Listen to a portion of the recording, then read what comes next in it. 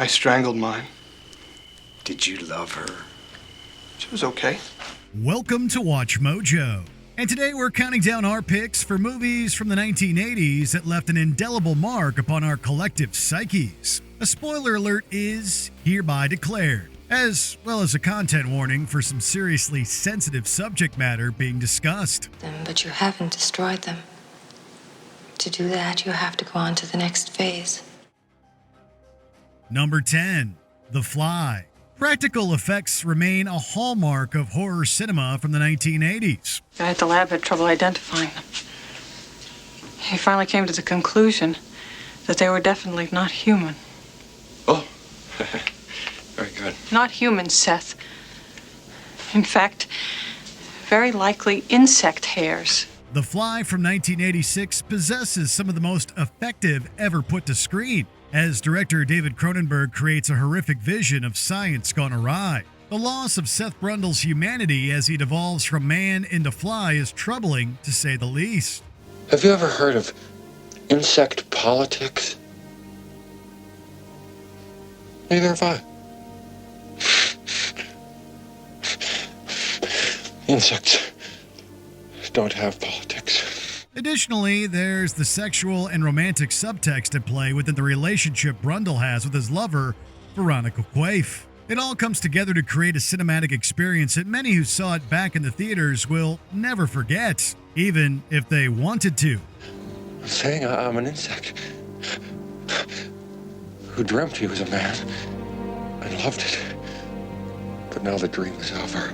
Number 9, Altered States. Ken Russell just had to be one of the most idiosyncratic provocateurs to ever work in the film industry. I hallucinated like a son of a bitch. A variety of dream states, mystical states. A lot of religious allegory, mostly out of Revelation. The man's creative visions were never half-measure, from films like the ultra-controversial The Devils to 1980's Altered States. The plot points of sensory deprivation and psychedelia are adapted from the 1978 novel by Paddy Chayefsky, who also wrote the screenplay. I'm becoming one of them. I'm no longer observing. I'm one of them.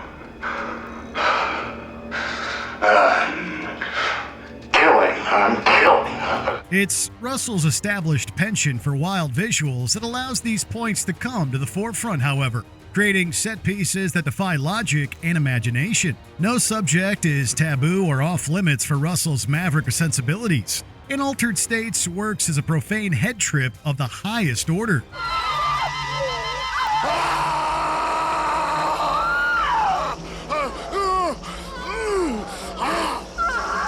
Number 8, River's Edge. Check's in the mail. It's me, Feck Lane. Don't shoot, okay? I could blow your brains out. Teen movies don't necessarily require a happy ending or likable characters. Heathers proved that in 1989, as did River's Edge 3 years earlier. The occasional apathy of youth and a feeling of being disenfranchised runs strong throughout River's Edge, which is reflected in the confrontational soundtrack. You're involved in this murder? I didn't kill anybody, damn it. John did it. John wasted Jean. Punk rock and heavy metal blare out at the audience as a young cast of future stars, including Keanu Reeves and Crispin Glover, work wonders with Neil Jimenez's uncompromising screenplay. This is a defiantly dark film that never holds its audience's hand for a moment, and instead practically dares them to stare directly at the darkest parts of themselves. You would do that, wouldn't you? I did. You should finish the job. Number 7, Tetsuo, the Iron Man. Here's a question. When was the last time watching a film made you feel assaulted?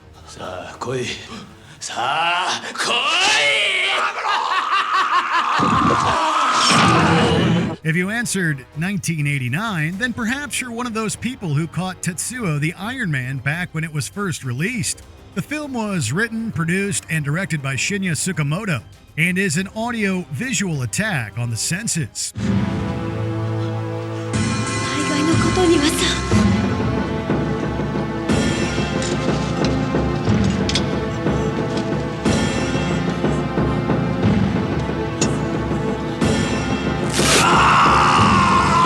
Tetsuo Tetsuo the Iron Man is artistically shot, but simultaneously gruesome, as it depicts a man who's undergoing a violent and physical change into a machine. The reasons are never really explained, with Tetsuo instead relying upon heady, often disorienting visuals and Shu Ishikawa's unnerving score to leave its audience with one nasty mental scar. この体中の赤サビが見えますか。最初に体に組み込んだ金属棒は細胞と同化する前に傷口で錆び始めました。あなたが初めに触れたシェーバーはそりゃ綺麗なもんだった。 Number 6. Videodrome. What about it, Nikki? Is it socially positive? Well, I think we live in overstimulated times. We crave stimulation for its own sake. What is it about David Cronenberg's films that creep us out? It doesn't matter if we were talking about Dead Ringers from 1988 or the classic Videodrome from 1983. The man just gets under our skin. There's a perversity at play concerning the story of deadly entertainment, a celebration of amorality amidst our modern entertainment industry. What are you waiting for, lover? Let's perform. Let's open those neural floodgates. Themes of dominance, submission, mind control, and more are all explored within the confines of Videodrome, and the lines between fantasy and reality are continuously blurred. The special effects of the snuff film footage in particular feel dirty and real, the kind of thing we're never sure if we should be watching or not. I could feel the visions coalesce and become flesh. Uncontrollable flesh. But when they removed the tumor, it was called Videodrome. Number 5. Blue Velvet. This film from director David Lynch may be incredibly quotable, but it's also one of the darkest explorations of human obsession, degradation, and sexuality ever committed to celluloid. What do you want?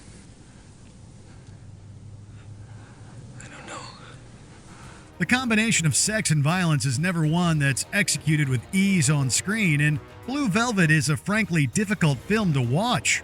Dennis Hopper is practically coming apart at the seams with his performance as Frank Booth, a demented local crime figure and drug lord. You're from the neighborhood. Yeah. Your neighbor. Well, what's your name, neighbor? The elements of film noir and mystery are there, but largely take a back seat to the explicit themes regarding sexual politics and the rotten underbelly often lying just below the surface of our everyday relationships. Dreams. I talk to you. In dreams, you're mine. Number 4. Necromantic. It's perhaps one of humanity's greatest taboos. Yet it's also at the forefront of this transgressive West German effort from director Jörg Budgereit. Los, Hanna! Lass mir Spaß, Jungs. Sex, death, and real animal violence all collide with an impossibly creepy musical score to create a one-of-a-kind viewing experience. Necromantic was banned in multiple countries and often censored to bejesus, but it's also an artfully and occasionally even melancholic expression from its director.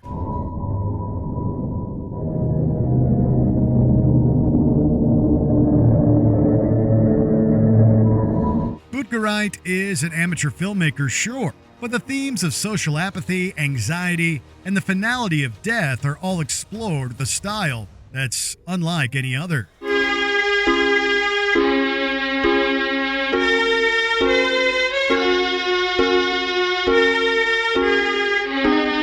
Number 3. The Shining.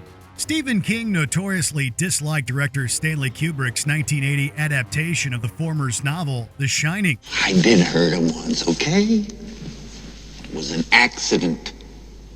Completely unintentional. Still, Kubrick's vision remains, for many, the definitive telling of King's story, largely in part due to the disturbing nature of its finished product. The Shining is an austere and isolated film, a creepy viewing experience that makes audiences feel uneasy from the first frame to the last. Don't hurt me. I'm not gonna hurt you. Stay away from me.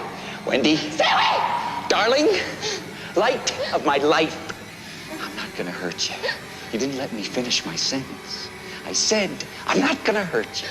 I'm just gonna bash your brains in. Wendy Carlos's score, together with Kubrick's haunting visuals, highlight King's tale of one man's descent into madness. However, the themes of Wendy and Jack Torrance's already troubled marriage speak volumes about domestic violence and substance use disorder. Here's Johnny.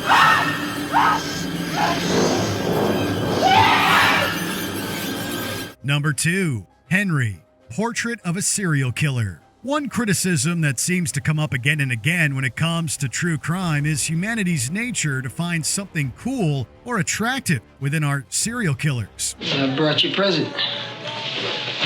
Where did you get that? Picked it up. There's thankfully no danger of this when it comes to this film from director John McNaughton. Henry, Portrait of a Serial Killer, is a deliberately grim and lo-fi vision of a criminal, his accomplice, and the wretched deeds they do over the course of 83 minutes. As long as I can remember, she'd be bringing men up to the house. My daddy was there too, but it didn't matter none to her. She'd make me watch it. Future Walking Dead star Michael Rooker is anything but likable or sympathetic as Henry, nor is Tom Towles as Otis. Both men's actions are laid out in stark black and white, and the audience feels legitimately uneasy and unnerved as the true faces of horror are revealed. Just what I said, Otis. Nothing. Nothing's gonna happen because nothing happened. And I don't know nothing about it, whatever it is. Before we continue, be sure to subscribe to our channel and ring the bell to get notified about our latest videos. You have the option to be notified for occasional videos or all of them. If you're on your phone, make sure you go into your settings and switch on notifications. Number 1. Cannibal Holocaust. It's one of the most controversial horror movies of all time, and a film that continually takes top honors on lists such as this one. That punishment is considered a divine commandment. If he had not killed her, the tribe would have killed him. It's Cannibal Holocaust, a film that remains a calling card for Italian horror and the extremes to which the industry was willing to go for shock. Director Ruggero Deodato wasn't a hack, however, while screenwriter Gianfranco Clarisi inserts a found footage narrative that predates the Blair Witch Project by nearly 20 years. The group we are looking for was probably headed toward the center of the jungle, or the center of the matter, which no white man has ever seen before. The real-life animal violence included within the film is only the tip of the iceberg when it comes to how Cannibal Holocaust attacks its audience. This is a transgressive viewing experience that's not for the faint of heart. I wonder who the real cannibals are. Have you seen any of these movies? Would you watch them again? Let us know in the comments. I guess I got carried away. Well, I guess you did, Otis. Did you enjoy this video? Check out these other clips from WatchMojo, and be sure to subscribe and ring the bell to be notified about our latest videos.